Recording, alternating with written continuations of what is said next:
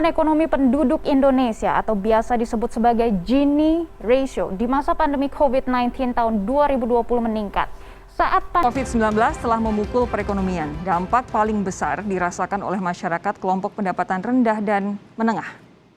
Statistik atau BPS mencatat pertumbuhan ekonomi Indonesia pada triwulan kedua 2020 mengalami kontraksi atau minus 5,32% dibanding tahun sebelumnya. BPS menilai perlunya mendorong komponen konsumsi rumah tangga dan investasi untuk perbaikan pertumbuhan di triwulan ketiga bila dibandingkan. Taufik Kahfi Hardiansyah merupakan salah satu warga yang kehilangan pekerjaan akibat pandemi COVID-19.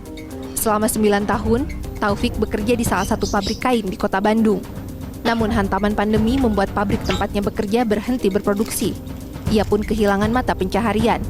Ayah dari 2 anak ini mengaku kesulitan memenuhi kebutuhan keluarga. Ia sudah mencoba melamar pekerjaan ke berbagai tempat, namun belum membuahkan hasil. Proyeksikan skenario berat dan paling berat saat pandemi virus corona terhadap penambahan kemiskinan dan pengangguran. Skenario paling berat akan ada tambahan 3,78 juta orang miskin dan penambahan pengangguran 5,23 juta orang. Apa upaya yang harus segera dilakukan agar jumlah warga miskin dan pengangguran tidak bertambah?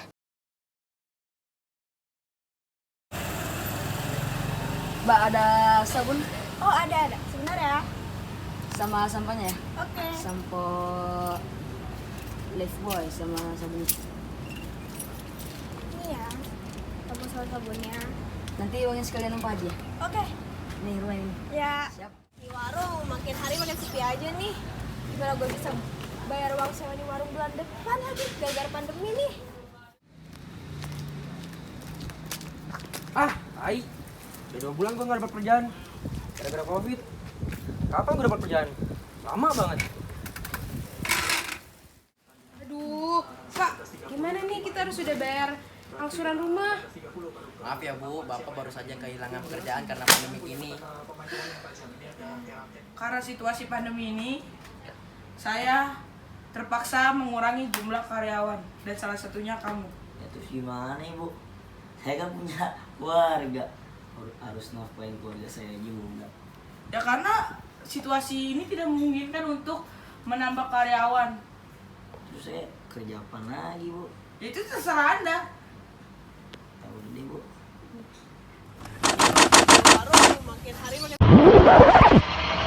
Bu, lihat nih Bu. Kita dapat bansos Bu dari pemerintah karena pandemi COVID ini.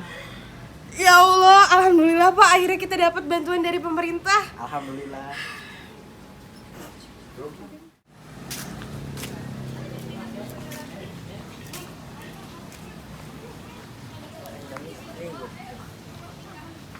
Halo?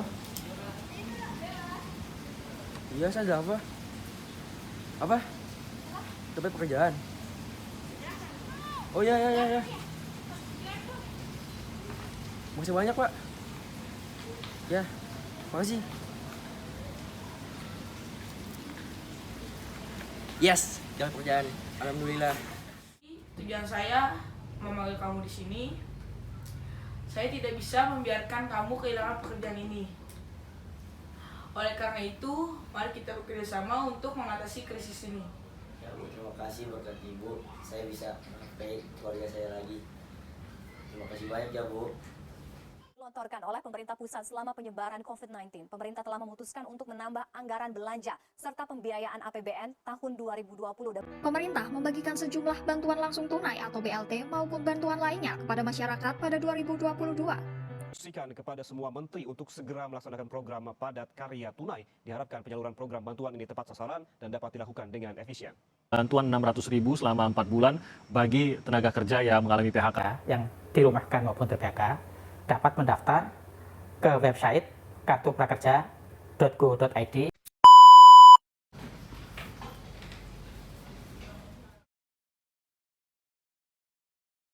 Nah, ini makanannya ya. Gara-gara pandemi sekarang, perekonomian kita banyak yang terpengaruhi ya. Kami hampir tidak bisa membayar tagihan-tagihan kami. Tapi untungnya pemerintah memberikan bantuan untuk kami. Akhirnya, saya udah mendapatkan pekerjaan baru. 2 bulan ini mencari. Saya sangat bersyukur Bu Bunga membuka kembali pabriknya dan memperkerjakan kami kembali. Saya tidak bisa membiarkan karyawan setia seperti kamu, Rafli, kehilangan pekerjaan ini. Kita harus saling membantu di masa sulit seperti ini. Tapi masalah ekonomi kita tidak akan selesai hanya dengan bantuan pemerintah dan pekerjaan baru. Kita juga harus mengambil langkah-langkah untuk mencegah penyebaran virus ini untuk memperbaiki kondisi ekonomi kita. Seperti apa yang bisa kita lakukan? Pertama-tama, kita harus mematuhi protokol kesehatan untuk mencegah penyebaran virus. Kita juga harus mengikuti peraturan pemerintah tentang pembatasan sosial agar virus tidak semakin menyebar. Dan kita harus mencari cara untuk beradaptasi dengan situasi yang ada. Misalnya dengan mencari pekerjaan baru atau memulai bisnis kecil-kecilan. Dan kita harus saling membantu dan mendukung satu sama lain selama masa sulit ini. Kita harus berjuang bersama-sama dan tidak menyerah pada masa sulit ini. Dengan saling membantu dan bekerja sama, kita akan bisa keluar dari krisis dan membangun kembali perekonomian kita.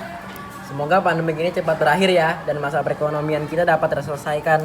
Amin.